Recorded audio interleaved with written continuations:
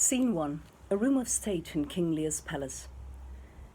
Enter the Earl of Kent, the Earl of Gloucester, and Edmund, bastard son to the Earl of Gloucester.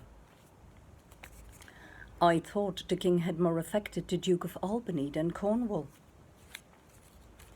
It had always seemed so to us, but now, in the division of the kingdom, it appears not which of the dukes he values most, for equalities are so weighed that curiosity in neither can make choice of either's moiety. Is not this your son, my lord? His breeding, sir, had been at my charge. I have so often blushed to acknowledge him that now I am braced to it.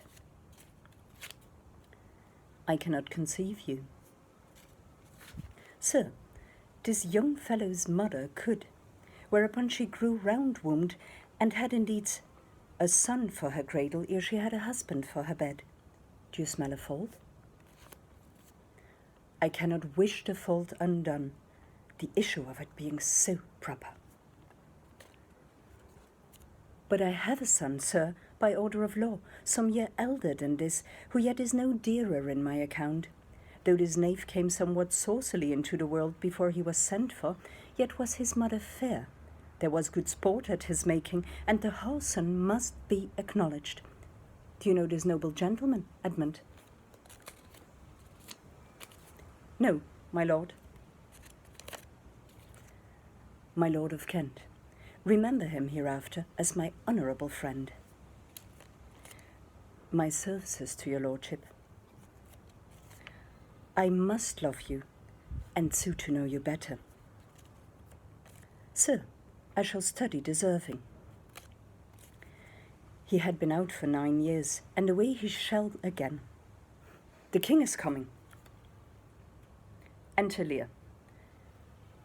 The Duke of Cornwall, the Duke of Albany, and the king's daughters Goneril, Regan, and Cordelia, and some attendants. Attend the lords of France and Burgundy, Gloucester.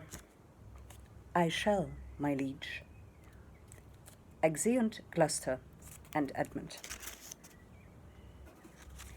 Meanwhile, we shall express our darker purpose. Give me the map there. Know that we have divided in 3 our kingdom, and 'tis our fast intent to shake all cares and business from our age, conferring them on younger strengths, while we unburdened crawl toward that. Our son of Cornwall, and you, our no less loving son of Albany, we have this hour a constant will to publish our daughter's several dowers, that future strife may be prevented now. The princes, France and Burgundy, great rivals in our youngest daughter's love, long in our court have made their amorous sojourn, and are here to be answered. Tell me, my daughters, since now we will divest us both of rule, interest of territory, cares of state, which of you shall we say doth love us most? That we our largest bounty may extend, where nature doth with merit challenge. Goneril, our eldest born, speak first. Sir, I love you more than words can wield the matter, dearer than eyesight, space, and liberty, beyond what can be valued, rich or rare, no less than life, with grace, health, beauty, honour, as much as child ever loved or father found, a love that makes bread poor and speech unable. Beyond all manner of so much I love you. What shall Cordelia do? Love and be silent.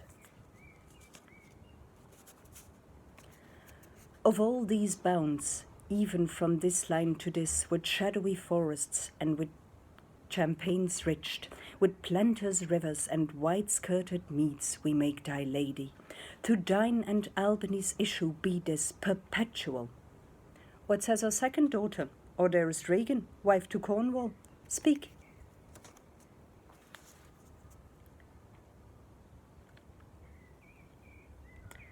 I am made of that self-metal as my sister, and prize me at her word. In my true heart I find she names my very deed of love, only she comes too short. That I profess myself an enemy to all other joys, which the most precious square of sense possesses, and find I am alone felicited in your dear highness's love. Then poor Cordelia, and yet not so, since I am sure my love's much richer than my tongue. For thee and thine hereditary ever remain this ample third of our fair kingdom, no less in space, validity, and pleasure than that conferred on Goneril. Now our joy, although our last not least, to whose young love the vines of France and milk of Burgundy strive to be interested. What can you say to draw a third more opulent than your sisters? Speak. Nothing, my lord. Nothing? Nothing. Nothing will come of nothing. Speak. Again. Unhappy that I am, I cannot heave my heart into my mouth. I love your majesty according to my bond, no more, nor less. How, Cordelia? Mend your speech a little, lest you may mar your fortunes. Good my lord, you have begot me, bred me, loved me. I return those duties back, as are right fit. Obey you, love you, and must honor you. Why have my sisters husbands, if they say they love you all? Haply when I shall wed, that lord whose hand must take my plight, shall carry half my love with him, half my care and duty. Sure I shall never marry like my sisters, to love my father all. But goes thy heart with this? Ay, good my lord, so young and so untender, so young my lord, and true. Let it be so. Thy truth then be thy dower. For by the sacred radiance of the sun, the mysteries of Hecate and the night, by all the operation of the orbs, from whom we do exist and cease to be, here I disclaim all my paternal care, propinquity and property of blood, and as a stranger to my heart and me, hold thee from this forever. The barbarous Scythian, or he that makes his generation messes to gorge his appetite, shall to my bosom be as well neighboured, pitied and relieved, as thou, my sometime daughter. Good my liege. Peace, Kent, come not between the dragon and his rod. I loved her most, and taught to set my rest on her kind nursery.